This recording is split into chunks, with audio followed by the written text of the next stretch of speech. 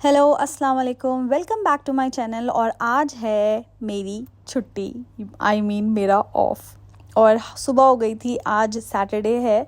और बस सैटरडे को हम लोग उठे जल्दी से और मैंने देखा कि क्या करना है, ब्रेकफास्ट रेडी करना है, बच्चों को उठाना है। और मैंने बच्चों के उठने से पहले ही जो मुझे ऑर्डर करना था नून से, वो मैं सब कुछ मंगा चुकी थी। एग्स मेरे पास ऑलरेडी पड़े थे, बट मैंने सोचा कि जब मैं ऑर्डर ही कर रही हूँ तो why not to add one more, क्योंकि मुझे पता था कि फिर मुझे 2-4 दिन बाद फिर बुलाना पड़ेगा। और सीरियसली नून से 15 मिनट में 10 मिनट्स में जो डिलीवरी हो जाती है, लाइक 8 से 15 मिनट्स में जो डिलीवरी हो जाती है, I think this is the best thing that we are enjoying in this era.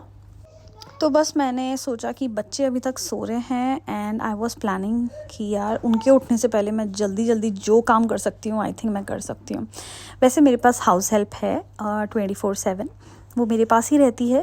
पर इस सैटरडे संडे उसने मुझसे ऑफ ले रखा था, तो जनरली वो सैटरडे को चली जाती है और फ्राइडे को चली जाती है and then she came back on Sunday, महीने में एक बार। तो मैं यहाँ पे आपको दिखा रही हूँ कि how I have maintain my weight loss as well. उस पर भी मैं किसी दिन डिटेल में बात करूँगी। तो मैं अपने मैक्सिमम प्रोटीन के लिए सबसे ज़्यादा इस ब्रांड को बहुत प्रेफर करती हूँ। ये नादा का ब्रांड है एंड इट्स अमेजिंग। अगर आपको how to consume your protein, like कितना लेना चाहिए, औरतों के लिए प्रोटीन शेक अच्छा है या नहीं है। मैं ग्रेड 9 से तो प्रोटीन नहीं ले रही हूँ, but like other source of protein, the natural form. But अब जैसे एज हो गई है तो आई डोंट थिंक सो कि मुझे उतना प्रोटीन खाने से मिल पाता है, तो मुझे कैलोरी ज़्यादा बढ़ानी पड़ती हैं एंड देन मेरा वेट लॉस थोड़ा स्लो हो जाता है। सो इस टॉपिक पे कभी बात करेंगे, मुझे कमेंट में ज़रूर बताइएगा। बस मैंने यहाँ जल्दी जल्दी तैयारी करी नाश्ता बनाने की। So I was just thinking to make some scrambled eggs with some sandwiches inside with sourdough bread. और सावरडो ब्रेड्स के क्या फ़ायदे होते हैं, if you want to know just let me know. और ये वाली ब्रेड वैसे सावरडो ब्रेड है और ये हर जगह अवेलेबल होती है। आई थिंक यूएई में तो बहुत ईजीली अवेलेबल होती है और इंडियन पाकिस्तान कंट्रीज़ में भी ये बहुत ईजीली अवेलेबल हो जाती है अब स्टोर्स पे, आई डोंट थिंक सो। और हलूमी चीज़ और ऑलिव्स और ऑलिव ऑयल में and peanut butter, these are all the sources of your pure protein. चलिए, ब्रेकफास्ट तो बनता रहेगा और पर इसके साथ साथ मैं आपसे कुछ डिस्कस करना चाहती हूँ। आज हम बात करेंगे थोड़ा सा इस टॉपिक पे कि how I started my journey as a teacher in UAE back in 2019 when I came in here in the month of August. I was not hoping कि मुझे कहीं जॉब मिलने वाली है, क्योंकि it was August. Vacancies fill हो चुकी थी, जैसे मैं आपको अपने व्लॉग में बताती हूँ, अपने इंस्टाग्राम पेज पे बताती हूँ कि यहाँ पे ज़्यादातर वैकेंसीज़ निकलती हैं from the month of March, April, May, June और जुलाई तो ऑफ़ ही रहता है। अगस्त भी अप्रॉक्सीमेटली ऑफ़ नहीं रहता है, बट ओनली द पीपल, वो जो लास्ट मिनट हायरिंग रह रही होती है उसको हायर फिल करने के लिए वो वैकेंसीज़ रहती हैं। और इसके अलावा वरना मिड वैकेंसीज़ जो हैं वो एक अलग चीज़ है, like a proper hiring from the beginning. क्योंकि मैं आपको एक और चीज़ बता दूं कि अगर आप किसी भी स्कूल को यूएई में सितंबर अक्टूबर में ज्वाइन करते हैं, so you are not liable to get your winter break salary, like you will get it maybe on pro rata basis. और अगर आपने लिटरली बिल्कुल ही नवंबर में ज्वाइन किया है स्कूल तो आपको बिल्कुल भी सैलरी नहीं मिलेगी। पर फिर भी अगर आपने अक्टूबर के मिड में या सितंबर में ज्वाइन कर लिया स्कूल, तो फिर भी आपको प्रो रेटा पे मिल जाएगी। अब प्रो रेटा क्या होता है? प्रो रेटा आपकी बेसिक सैलरी होती है। आपकी बेसिक सैलरी पे आपको वो, जैसे फॉर एग्जांपल 21 डेज़ की सैलरी दे देते हैं, आपको फुल मंथ की सैलरी नहीं मिलेगी, ठीक है। और दूसरा, अगर आपने ज्वाइन किया है मार्च जनवरी में, तो भी आपको जुलाई की सैलरी, समर ब्रेक या अगस्त की सैलरी नहीं मिलती है। वो प्रो रेटा बेसिस पे ही मिलती है, या तो कंप्लीट नहीं मिलती है, या फिर कहीं कहीं स्कूल में ये डिपेंड करता है टर्म्स पे, पर वो प्रो रेटा बेसिस पे मिलती है। तो ये भी एक बहुत बड़ा एक चैलेंज है जस्ट टू सी के, क्योंकि देखिए यहाँ पे ज़्यादातर टीचिंग जॉब्स जो हैं, और जब इंसान अपना करियर स्टार्ट करता है, हर चीज़ हैंड टू माउथ होती है। क्योंकि आपका यहाँ पे घर नहीं है, आपको रेंट पे करना है, आपको बिल्स पे करने हैं, आपको वाटर बिल देना है, इलेक्ट्रिसिटी बिल देना है, जिसको हम सेवा और डेवा कहते हैं डिफरेंट एमिरेट्स में। और आपको घर का रेंट देना है और आपकी जो नॉर्मल ग्रॉसरीज़ हैं, आपकी चीज़ें हैं, वो सब चीज़ें, तो वो जो सारी चीज़ें होती हैं वो तो आपके साथ चलती रहती हैं, राइट। तो बहुत डिफ़िकल्ट हो जाता है मैनेज करना, specially with the big families. आपको बच्चों की स्कूल फ़ीस देनी है, अगर आप टीचर नहीं हैं तो आपके साथ ये प्रॉब्लम हो सकती है कि आपको स्कूल की फ़ीस कैसे अफोर्ड करना है। तो these are all of the things that we should keep in mind. Joining school at the best time, like what is the best time now joining school? So मैं कहूँगी कि आप या तो शुरू के एकेडमिक ईयर से ही ज्वाइन करें, या दैट्स द बेस्ट टाइम। उससे बेस्ट कुछ नहीं हो सकता, क्योंकि वो एकेडमिक ईयर क्या होता है, हर स्कूल का अपना अलग होता है। ब्रिटिश और अमेरिकन स्कूल्स जो होते हैं वो उनका एकेडमिक ईयर स्टार्ट होता है फ्रॉम द मंथ ऑफ 1 सितंबर, और या फिर लास्ट ऑफ अगस्त से होता है, बिल्कुल ही 28-29 डिपेंडिंग ऑन द वीकडे। और जो CBSE स्कूल्स होते हैं, पाकिस्तानी स्कूल्स होते हैं, आई थिंक उनका मंथ शुरू हो जाता है फ्रॉम अप्रैल। तो आपका जब नया एकेडमिक ईयर स्टार्ट हो, कोई भी करिकुलम में आप ज्वाइन कर रहे हो स्कूल में, तो प्लीज़ ये 2-3 चीज़ें हैं जो आपको कोई नहीं बताएगा, तो आपको ये ज़रूर माइंड में रखना है कि जब मैं स्कूल ज्वाइन करूँ तो मैं ये पहले ही बात कर लूँ, नेगोशिएट करूँ इस चीज़ पे कि मुझे जो सैलरी मिलेगी, अगर मैं जनवरी में ज्वाइन कर रही हूँ तो समर पेड मुझे मिलेगा या नहीं। और जनरली भी अगर आप किसी स्कूल को ज्वाइन करते हैं तो मैं आपको ये टिप दे रही हूँ कि आपको हमेशा अपने HR से ये पूछना चाहिए, और वो लोग पूछते भी हैं, do you have any questions for us. So please ask this questions instead of just being hurry कि यार मेरा किसी तरह जॉब लग जाए। आई अंडरस्टैंड, लाइक जब आप दूसरी कंट्री से आते हैं तो आप सोचते हैं बस यार एक ब्रेक मिल जाए। आपको ब्रेक ज़रूर मिलेगा अगर आपके अंदर कैपेबिलिटी है और अगर आपके नसीब में ज़रूर है। तो कहते हैं ना कि अगर आपके नसीब में कुछ लिखा है तो ना तो वो आपसे कोई छीन सकता है, ना ही कोई उसको आपसे ले सकता है आपके अल्लाह के सिवा। तो मैं इस चीज़ में बहुत बिलीव रखती हूँ, बहुत ज़्यादा। तो प्लीज़ जब आप अपना ट्राई करें कि आप दुबई स्कूल्स में या शारजा स्कूल्स में या अजमान स्कूल्स में या किसी भी एमिरेट्स को UAE में ज्वाइन करना चाहते हैं as a teacher, so please keep in mind कि क्या क्या चीज़ें हैं जो मेरी नॉन नेगोशिएबल हैं और क्या चीज़ें हैं मेरी नॉन नेगोशिएबल। मैं अपने 1-on-1 सेशन में ये भी ज़रूर डिस्कस करती हूँ कि don't just be in hurry to just grab the job because later it will turn as a regret.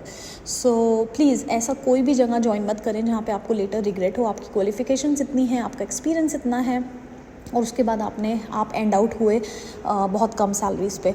किसी दिन हम बात करेंगे इन salaries in detail as well कि आपको कैसे सैलरीज़ को नेगोशिएट करना चाहिए HR से, और आपको कैसे पता चले कि इस स्कूल में ये पे स्केल है और इस स्कूल में ये पे स्केल है, क्योंकि डिफरेंट स्कूल्स में डिफरेंट पे स्केल होता है और सबकी सैलरीज़ बिल्कुल अलग होती हैं। बट मैक्सिमम आप कितना नेगोशिएट कर सकते हैं ये जानना भी बहुत ज़रूरी है, ये आपको पता होना चाहिए। और हाँ, तो आपको 2 चीज़ें बहुत इंपॉर्टेंट हैं जब आपको HR से कॉल आ जाए, आप डेमो क्लियर कर लें, वो आपको ऑफ़र लेटर पकड़ा दें, तो आप उनसे ये 2 चीज़ें ज़रूर पूछें साइन करने से पहले कि मेरा वर्कलोड कितना होगा।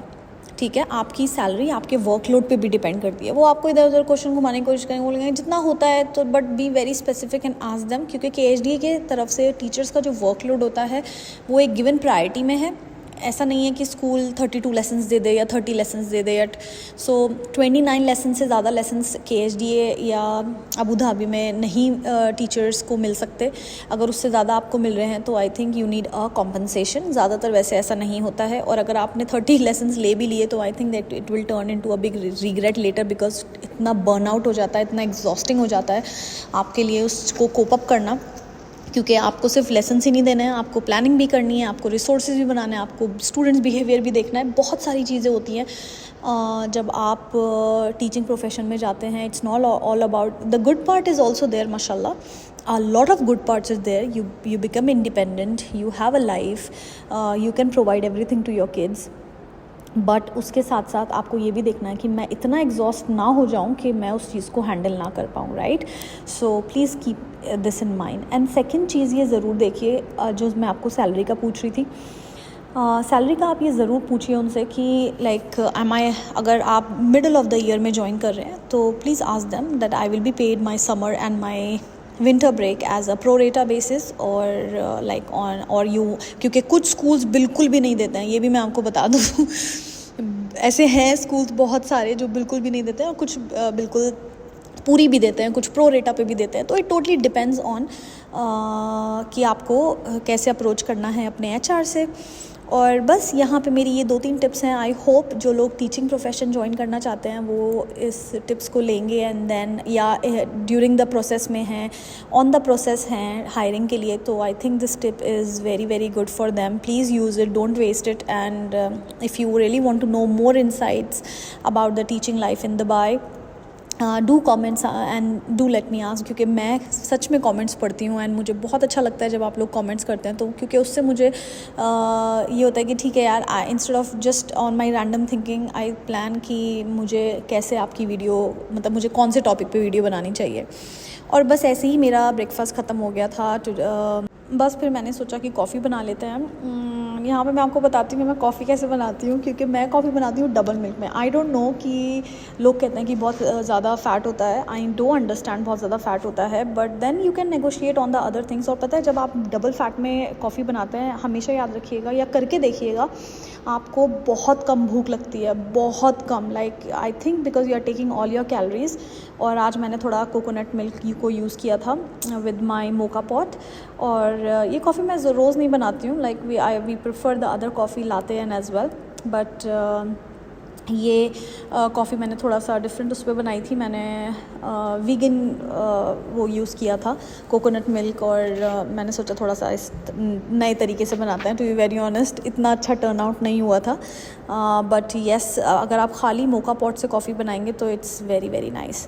और अगर आपको लिंक चाहिए होगा मोका पॉट का तो मुझे ज़रूर बताइएगा, मैं डिस्क्रिप्शन में डाल दूँगी, because this was very cheap, like I got it in maybe I think 15 dirhams, और या फिर शायद उससे भी कम था। मैं आपको मैं डाल दूँगी डिस्क्रिप्शन में, अगर आपको इसका लिंक चाहिए होगा तो do let me no.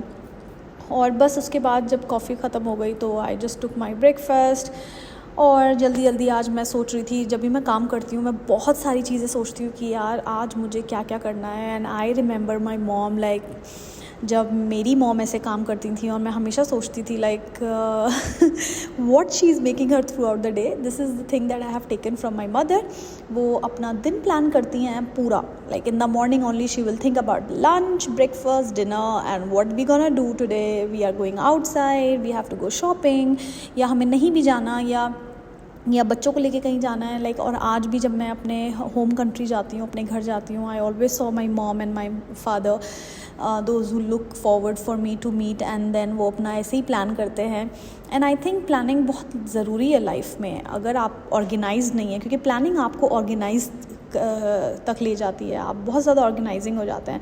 So I feel like if you are organised and अच्छा, मुझे एक चीज़ और मेंशन करनी थी यहाँ पे प्लीज़। जब मैं इतनी ज़्यादा हिंदी बोलती हूँ तो मेरी हिंदी में बहुत प्रॉब्लम्स होती हैं, लाइक क्योंकि मुझे इतना क्योंकि यहाँ पे हम 24 घंटे, मैं कुछ वो नहीं बोल रही, मतलब हम यहाँ पे 24 घंटे इंग्लिश ही बोलते हैं। तो अब now my Hindi is not at very very fluent, but मैं कोशिश करती हूँ कि मैं अपने वो वर्ड्स लेके आऊँ those who are much better to talk about here, in specially giving in voice overs. और मैं वीडियोज़ हिंदी में भी बनाती हूँ, इंग्लिश में भी बनाती हूँ, just to make my audience feel like कि I am one of you. And अल्हम्दुलिल्लाह I reach here in 8 to 9 years। और इंशाल्लाह किसी दिन मैं अपनी जर्नी की भी आपको पूरा डिटेल में व्लॉग बनाऊँगी विद माई हस्बैंड, और हम पूरा डिस्कस करेंगे, आपको बताएंगे कि हम यहाँ कैसे आए थे, क्यों आए थे, क्या पर्पस था, और फिर वो पर्पस कैसे चेंज हो गया था, मैंने इंडिया से कैसे ट्राई किया था अपनी होम कंट्री से यहाँ पे आना, और मुझे कितने इंटरव्यूज़ कॉल आए थे और कितने नहीं आए थे, मैं गई थी नहीं गई थी, मेरी फ़र्स्ट सैलरी कितनी थी और मुझे फ़र्स्ट उन्होंने कितना दिया था, सैलरी नेगोशिएशन, और हर चीज़ मैं आपसे डिस्कस करूँगी मैंने। और फिर हम लोग कहाँ शिफ्ट हुए, हम कहाँ रहते थे, और हम कैसे इस जर्नी में यहाँ तक पहुँचे कि अल्हम्दुलिल्लाह I have my own home now, और जहाँ पे मैं और मेरा एक छोटा सा फैमिली रहती है। और बस फिर हम वहाँ से जिम आ गए थे। ये मेरी पिलाटीज़ क्लास थी आज, तो मुझे पिलाटीज़ ही करना था, तो बस मैंने अपना पिलाटीज़ कंटिन्यू किया। और हाँ, मैं अपने बच्चों को पढ़ाना बिल्कुल नहीं भूलती हूँ, तो I feel like summer break शुरू हो गया है तो but still kids need some touch up with the studies. और बस मैंने अपना इलेक्ट्रोलाइट लिया, जिम से आके भी मैं यूज़ करती हूँ अपना इलेक्ट्रोलाइट। और बस ये मगरिब का टाइम हो गया था, सो आई थॉट कि मैं नमाज़ पढ़ लूँ and I was taking my omega 3। हाँ, जाते जाते मैं आपको एक चीज़ बता देती हूँ कि यूएई में इस टाइम बहुत सारी टीचिंग वैकेंसीज़ निकली हुई हैं, नॉट ओनली टीचिंग, एडमिन की भी जॉब्स निकली हुई हैं। So please if you are interested you can check on different platforms. Indeed हो गया और आपका लिंक्डइन हो गया और आपके बहुत सारे ऐसे प्लेटफॉर्म्स हैं जहाँ आप अप्लाई कर सकते हैं। बस आज के लिए इतना ही काफ़ी। Thank you, bye bye.